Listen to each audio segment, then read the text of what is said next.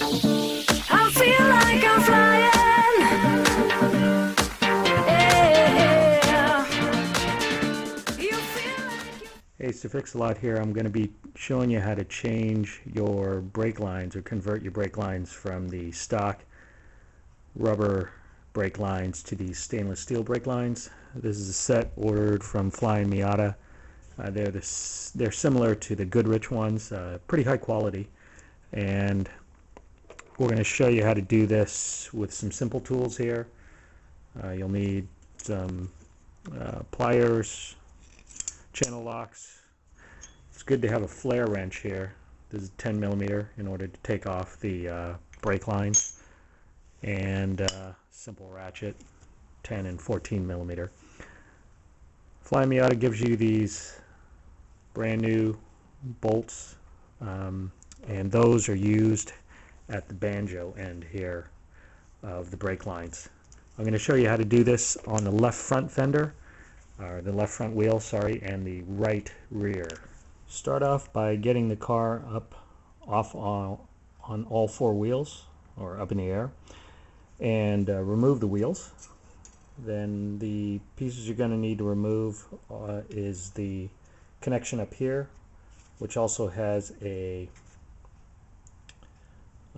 bracket, basically, that a fork bracket that slides in there and holds it in place. And then you've got a 12 millimeter bolt right here for the Banjo fitting. So we're going to replace those once we have the new line in. The stainless steel line is going to go here, replace, and then Banjo fitting here on this side. So it's always good to have a pan on the floor, because it gets a little bit messy, brake fluid going all over the place, and also a rag. So here I'm doing the top one. It's 10 millimeter. I'm using a flare nut wrench and getting that loosened up. Once you get it loose, you kind of finish it off by hand. It's not the easiest.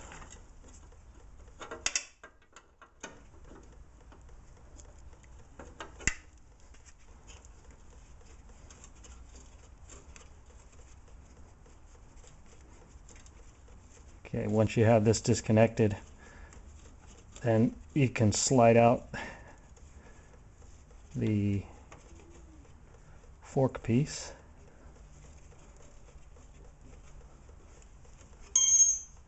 Using the channel locks.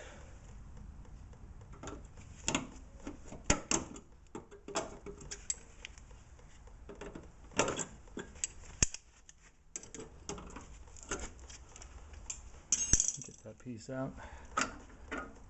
This drops out like this, and the Banjo comes undone.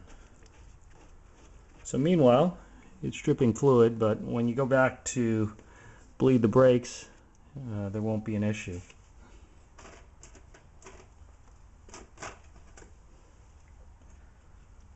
Okay, when assembling,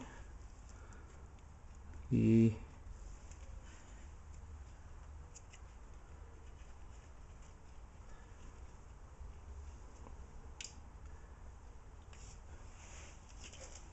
Banjo bolt needs a copper washer on both sides, so assemble one onto the bolt, and then the other one, once you thread that through, there's another one that's based here on the base of the caliper. So then once you have both those copper washers in, then just bolt this up here, and it's the same thing on this side. Thread this through like that, and then reinstall that fork washer, and you can tap that in with a hammer. Once you have both these pieces in, then we can proceed to go to the right rear. Now torque these down This only needs about 9 pounds, 9 foot-pounds, and the Banjo bolt is about 16 foot-pounds, so pretty light torque. So the reason why I wanted to show you the right rear is that it's a little bit more complicated. There's a distribution block that is mounted right here. It's held on by two 10mm nuts, and Flying Miata, Goodrich, any of the other stainless steel brake line companies give you this distribution block, and it has a top and a side entrance here. So there's the same thing here.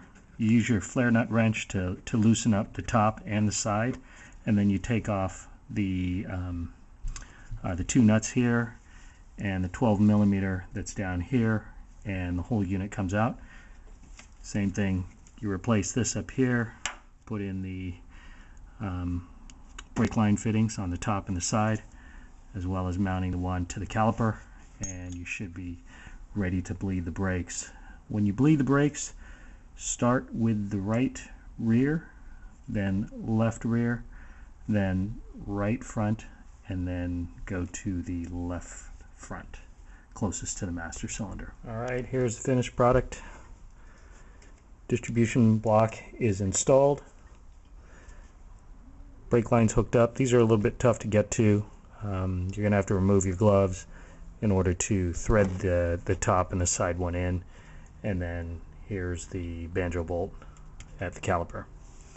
After this, don't forget to bleed your brakes and put the wheels back on, lower the car, should be ready to go.